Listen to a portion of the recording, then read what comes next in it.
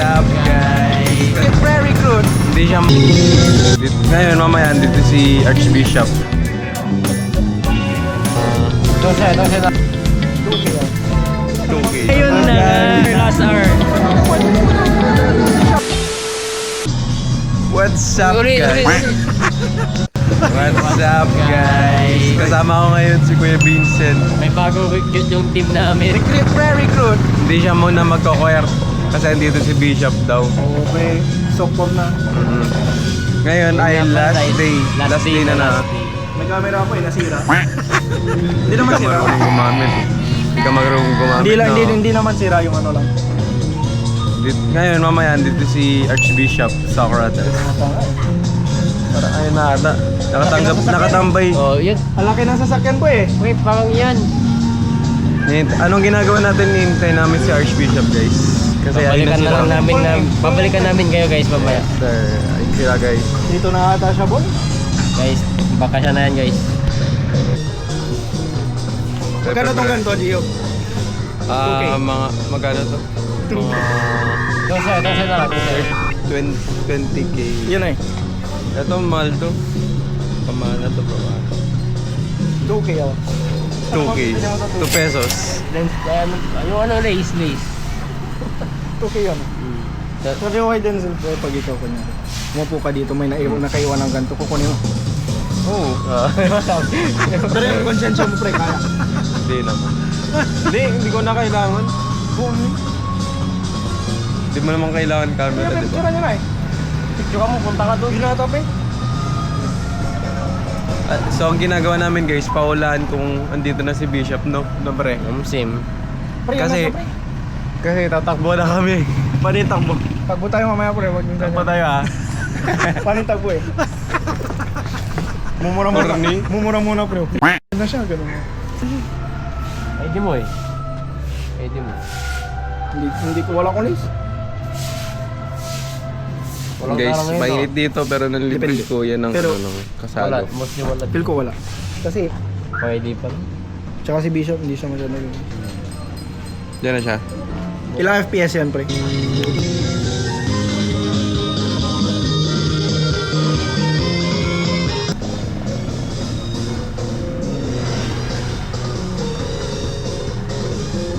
Barangay Captain.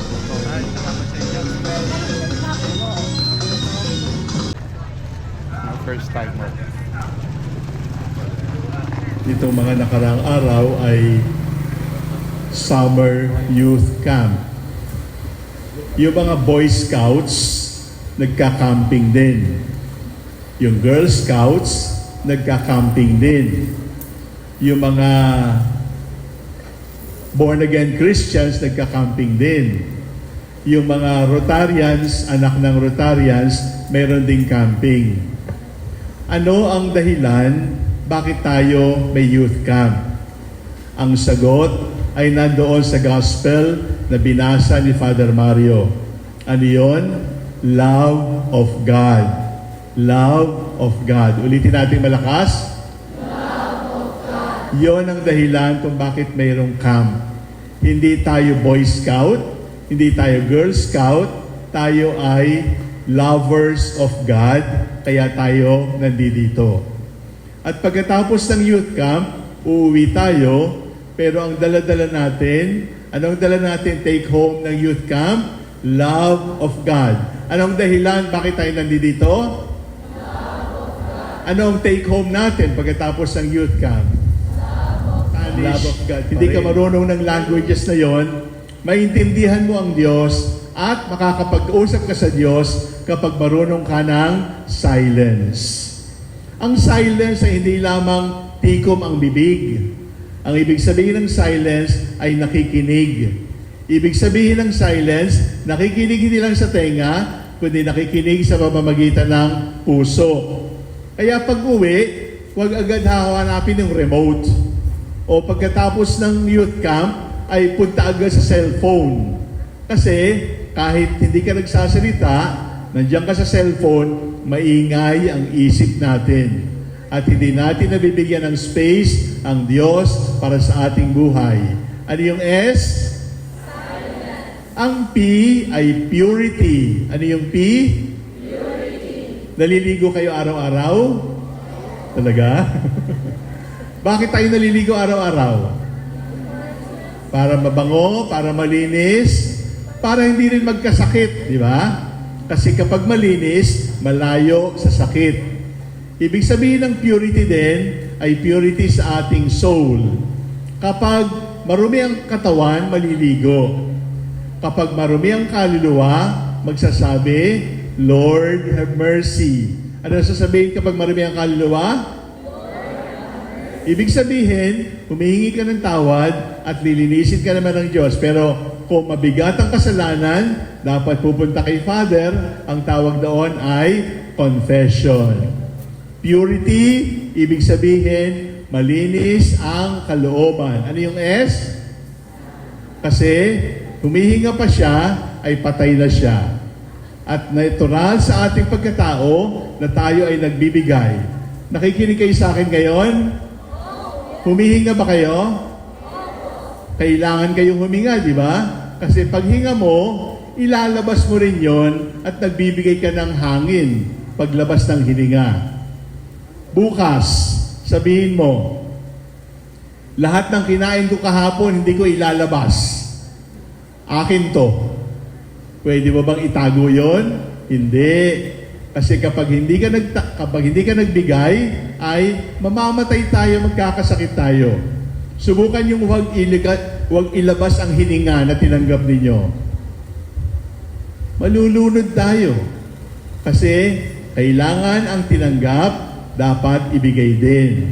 Ang O ay open. Ano yung S? P? O? Ang R ay response. Ano yung R? Response. Ibig sabihin, kapag sinabi ni Jesus, opo. Mag-aral ka mabuti, yes or no? Opo. Magsabi ka ng totoo, yes or no? Opo.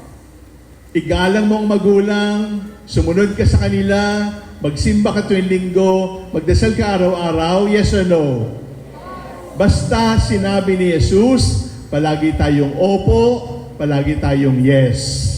At kung sakali sabihin sa ni Jesus, magpari ka, magmadre ka, kahit hindi mo iniisip yun ang gusto ni Jesus at kailangan mo siyang pakinggan.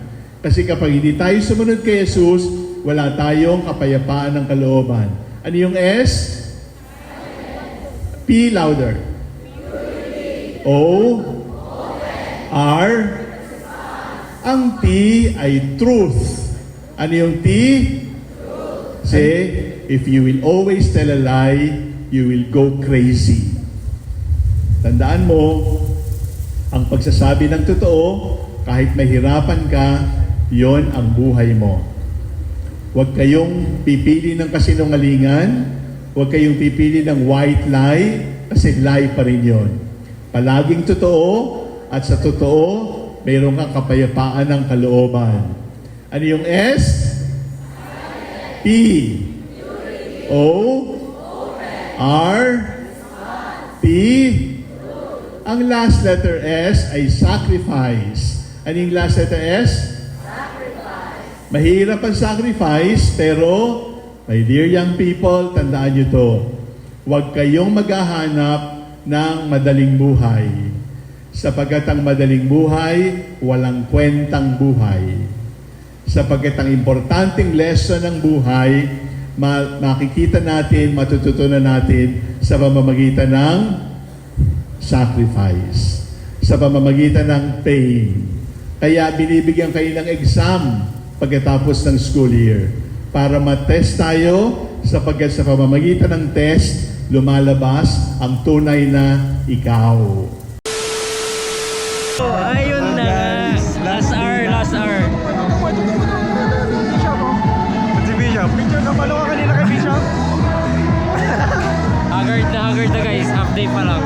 Yun guys, tapos na yung summer youth camp. So, salamat. Abangan nyo na lang sa YouTube namin guys. Yes sir. Nag-enjoy ka naman sa Same. Ikaw? naman. Nag-enjoy ka naman. Oo naman. Na guys, dito na namin tatapusin yung vlog namin. Salamat. Like, comment, share, subscribe, click the notification bell. Bye-bye!